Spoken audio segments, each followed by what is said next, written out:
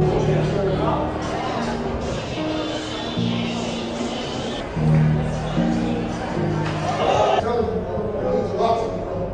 niggas gave up on me.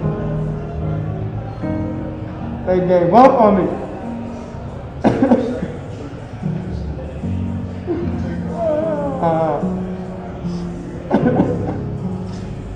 That's what it's called.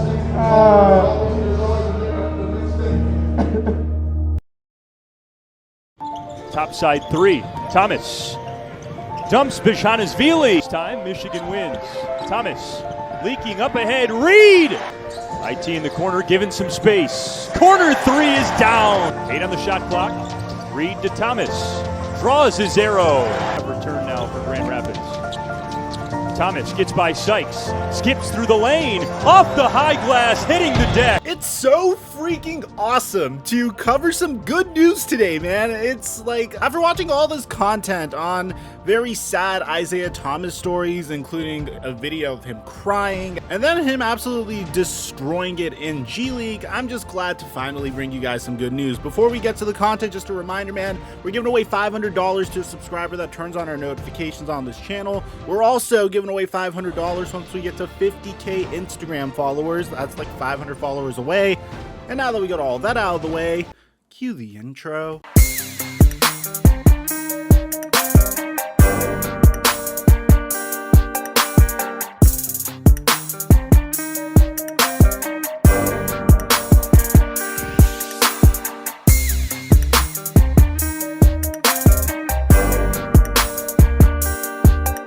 Mic check 1 2 1 2. What's going on, everybody? The story of Isaiah Thomas was such a feel-good story up until the 2017 NBA season.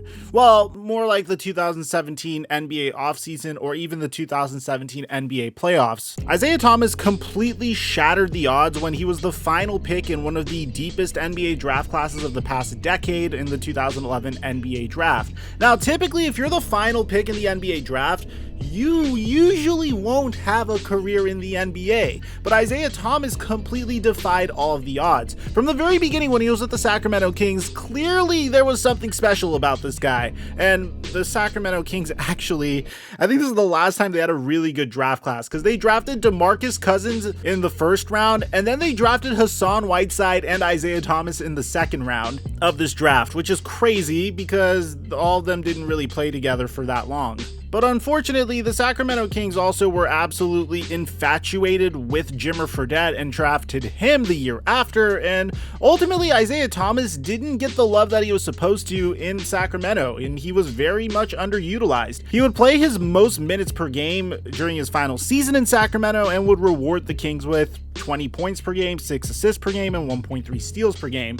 He would then get traded to the Phoenix Suns in a sign and trade during free agency. That wasn't really the best situation for this man either, because he was literally on a team with 2 other starting point guards in Goran Dragic and Eric Bledsoe. It wasn't until the Boston Celtics decided to trade Marcus Thornton in a 2016 first round pick that Isaiah Thomas really started to blossom. Now, in his first season with Boston, he averaged 19 points per game, shot 41% from the field, but he wasn't really necessarily a starter. He was just a role player more or less. The very next year, he became a full-fledged starter and would average 22 points per game and 36 from 3 and 42% from the field, and then he would have by far his greatest season to date during the 2016 to 2017 season, where he averaged 28 points per game, shot 46% from the field, and 38% from 3. The reason why this all worked out is because Brad Stevens was intelligent enough to know that in order for Isaiah Thomas to be utilized properly offensively and for the Boston Celtics to win games, there would need to be contingency plans to make up for his size on the defensive side of the floor. And when you're a player that's averaging 28 points per game and you're shooting an absolutely bizarre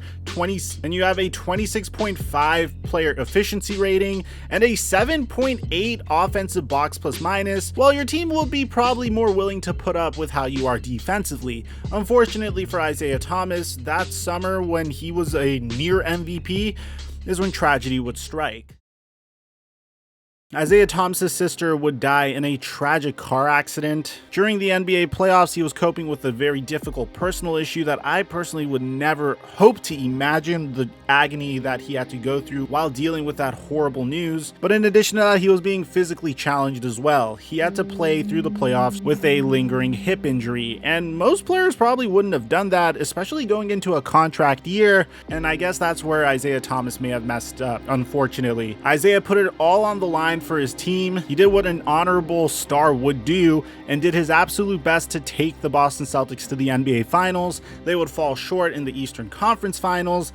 And little did we know at the time, but that would be Isaiah Thomas's final season with the Boston Celtics. He would get traded along with Jay Crowder, Ante Zizic, and a first-round draft pick to the Cavaliers for Kyrie Irving in one of those famous trades where everybody ended up losing, in my opinion. Except, I guess, the Cleveland Cavaliers, because at least they got Colin Sexton out of it. And when he was playing in Cleveland, unfortunately, his career began to fall off of the cliff. Mainly because, you remember when I said previously that Isaiah Thomas was so good offensively that the Celtics were willing to put up with how bad he was defensively and at least mask some of his defensive inadequacies.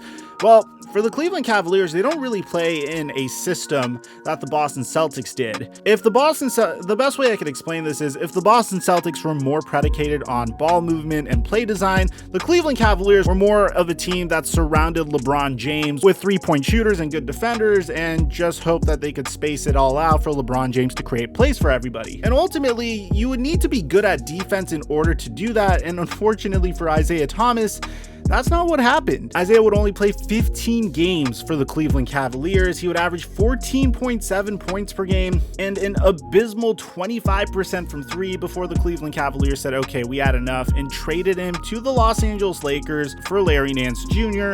and Jordan Clarkson. And this is where it begins to get a little dark for Isaiah Thomas, because this was supposed to be his contract year, the 2017 to 2018 season with the Cleveland Cavaliers, but he opted to play and try to return as fast as he could just for an opportunity to potentially win a championship. But since he returned so quickly and showed that he wasn't really the player that he once was, he wasn't really getting those max contract offers that he was hoping to get. So he would bounce from the Los Angeles Lakers to the Denver Nuggets, where he would sign a one-year deal that offseason with the Denver Nuggets for the veteran minimum. Then the Washington Wizards for the veteran minimum, where at least they would play him significantly more than the Denver Nuggets would play him.